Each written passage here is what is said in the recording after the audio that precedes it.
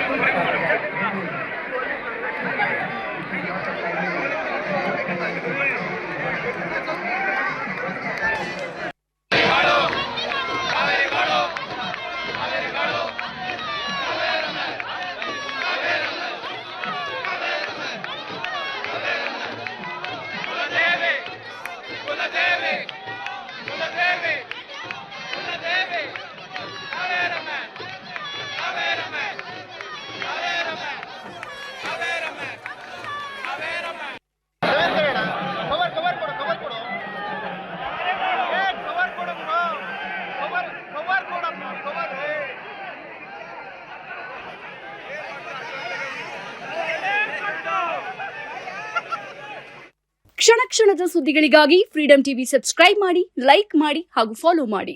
ಹೊಸ ಸುದ್ದಿಗಳ ನೋಟಿಫಿಕೇಶನ್ಗಾಗಿ bell icon ಮೇಲೆ ಕ್ಲಿಕ್ ಮಾಡಿ.